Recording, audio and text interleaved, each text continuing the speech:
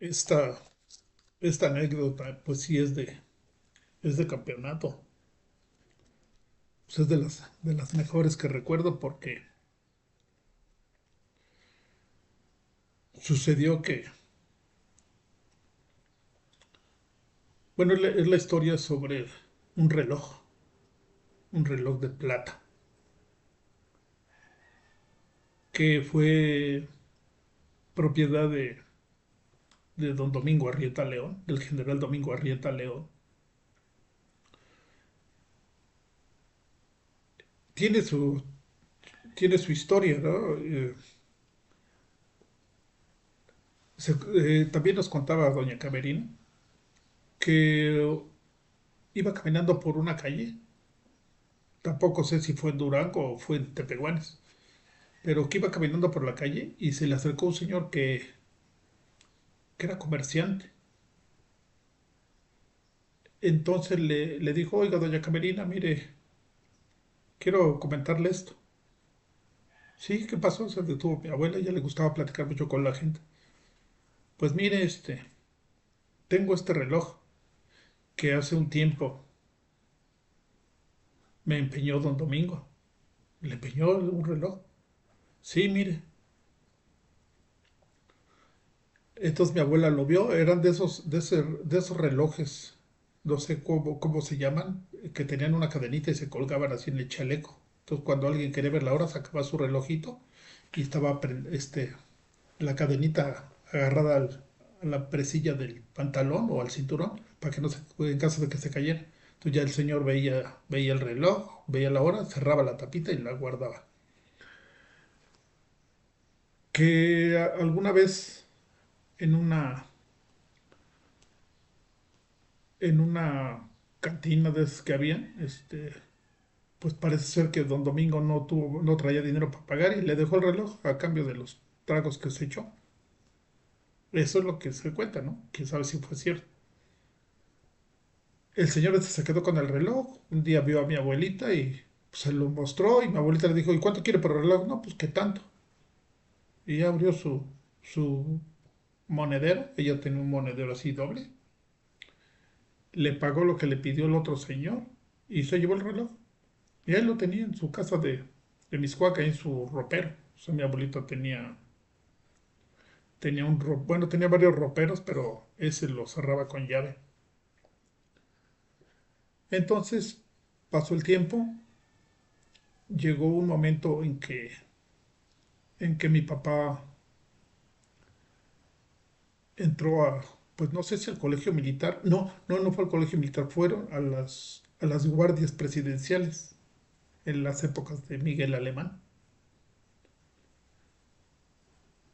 Y el hermano de mi papá, o sea, el tío Ernesto, en ese tiempo según nos platicaba también doña Camerina, que él de joven vendía casimires ahí en la colonia tabacalera en la Ciudad de México. Que iba a las casas y tocaba y les ofrecía casimires así muy bonitos, muy bonitos, sí, cortes, ¿no? Para que la gente se hiciera sus trajes. Que esa era una de las actividades que tenía él de joven. No había tenido estudios formales. A lo mejor tal vez nada más hizo la primaria o si acaso la secundaria, pero pues no se sabe tampoco. O no sabemos de este lado, ¿no? Si tuvo esos estudios o no.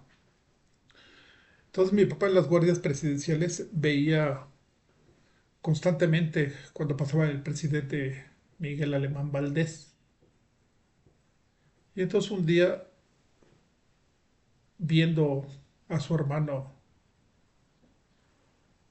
pues el tío Ernesto era el antepenúltimo hijo que tuvo el general.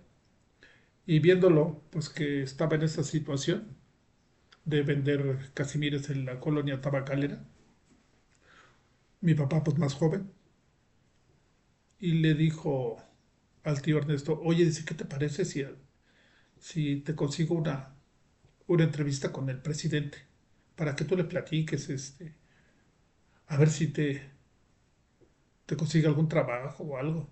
¿A poco tú crees que me pueda ver? ¿Que tenga tiempo para verme el presidente alemán? Pues yo lo veo, pues es cosa de intentarle. Y así estuvieron pensando que de qué manera podía llevar a su hermano a ver al presidente de México. Y obviamente pues ver a una persona con ese puesto público, así nada más de, pues ya lo vete, vamos a verlo, y no, pues hay tiempos para todo, ¿no? Entonces a mi papá se le ocurrió robarle el reloj que tenía en custodia mi abuelita, porque ella lo había comprado. Y entonces un día de alguna forma pues abrieron los dos cabrones, abrieron el ropero y se llevaron el reloj. Y se fueron directo a una joyería con el propósito de hacerle, de mandarle a hacer un estuche así muy bonito. Ese reloj por la parte de atrás, según decían, tenía un grabado que decía, el presidente de México, Venustiano Carranza, le regala o le otorga este reloj al general Domingo Arrieta. La fecha, que ha de haber sido como por 1914, por ahí, 1915, 18, por ahí, pero a principios del 900. Entonces tenía ese grabado.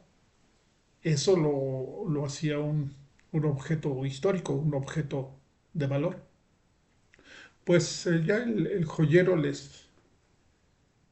le confeccionó su estuchito, ya les quedó a todo dar. Y ya con el reloj y el estuche, pues llegó el día que buscó mi papá la oportunidad y pudo hablar con Miguel Alemán. Y ahí van los dos. Los pasó el presidente a la oficina, como está güero, les decía, porque según esto, Alemán le caía muy bien mi papá porque su papá también había sido general y se había quedado huérfano. Entonces mi papá pues, era huérfano, pero ya era un cabrón como de más de 20 años. Entonces le caía muy bien. Y ya empezaron a platicar y todo. Entonces en una de esas, en medio de la conversación, el presidente le dijo a mi papá, bueno, pues ¿y te sientes bien aquí en las guardias presidenciales? Pues más o menos, señor presidente, pero qué te gustaría hacer más en la vida? Y mi papá sí con su osadía, con la osadía que tenía, pues todos los jóvenes, ¿no? Tienen ese arrojo. Le dijo, pues yo quiero ser gobernador de Durango. Mi papá pudo haber sido un buen gobernador de Durango, pero no le dieron oportunidad o algo pasó, pero nunca pudo ser el gobernador de Durango, aunque tenía todos los méritos y todo tenía para lograr ese puesto, pero no fue así. Entonces le dijo, pues yo quiero ser gobernador de Durango.